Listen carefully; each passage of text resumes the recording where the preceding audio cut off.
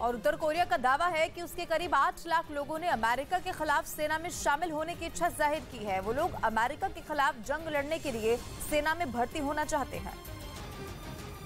और उत्तर कोरिया के सरकारी मीडिया ने इस बात का दावा किया है कि करीब 8 लाख छात्रों और कर्मचारियों ने अमेरिका का मुकाबला करने के लिए कोरियाई सेना में भर्ती होने की इच्छा जताई। इनमें वो लोग भी हैं जो पहले उत्तर कोरिया की सेना का हिस्सा रह चुके हैं। ये दावा ऐसे समय में किया गया जब उत्तर कोरिया ने पिछले दिनों अमेरिका और दक्षिण कोरिया के संयुक्त सैन्य अभ्यास के जवाब में उसने अपनी हवासोंग 17 इंटरकॉन्टिनेंटल बैलिस्टिक मिसाइल का परीक्षण किया, जिसकी रेंज में अमेरिका समेत दुनिया के कई देश होंगे। जिसके बाद उत्तर कोरिया ने दावा किया है कि लाखों छात्र सेना में शामिल होना चाहते हैं। इतना ही नहीं, एक वीडियो भी सामने आया जिसमें वहां के छात्र सेना में भर्ती होने की मांग करते हुए दिखाई दिए।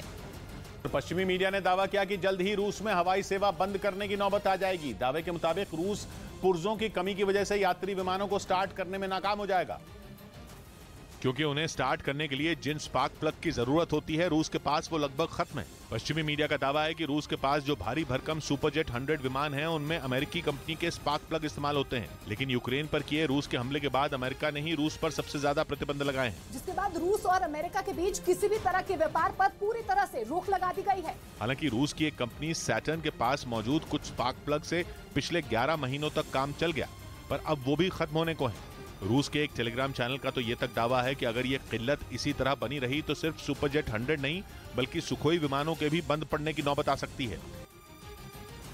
और हरियाणा के कुरुक्षेत्र में उस वक्त हड़कंप मच गया जब जेल से 3 कैदी फरार हो गए और जिसकी तलाश में अब सर्च ऑपरेशन चलाया जा रहा है।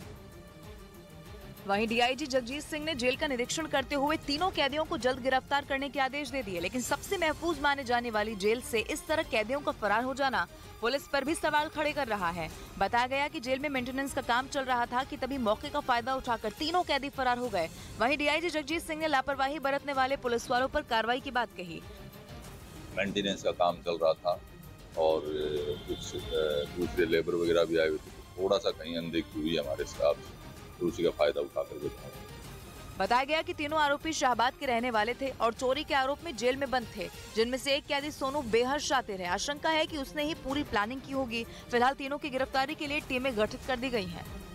ऑस्ट्रेलिया में ब्रिटेन की सेना के एक पूर्व पायलट को हिरासत में ले लिया गया। आरोप है कि वो चीन के पायलटों को विमान उड़ाने की ट्रेनिंग दे रहा था, जो ब्रिटेन के कानून के मुताबिक जुर्म है। ऑस्ट्रेलिया की पुलिस ने दावा किया कि ब्रिटेन की सेना का ये पूर्व पायलट TFASA यानी test flying academy of South Africa के जरिए चीनी पायलटों को विमान उड़ाने की ट्रेनिंग दे रहा था, जो ब्रिटेन और उसके सहयोगी देशों के लिए खतरनाक साबित हो सकता है, क्योंकि ब्रिटेन की वायुसेना की तकनीक अगर चीन के हाथ लग गई तो ये बाकी देशों के लिए घाटे का सौदा साबित हो सकता है।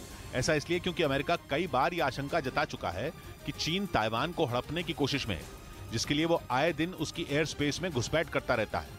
हालांकि अमेरिका इस मामले में ताइवान के साथ खड़ा है। दावा किया जा रहा है कि इसी वजह से चीन ने अपने पायलटों को ब्रिटेन की तकनीक सीखने के लिए भेजा, ताकि जरूरत पड़ने पर वो अमेरिका से भी मुकाबला कर सकें।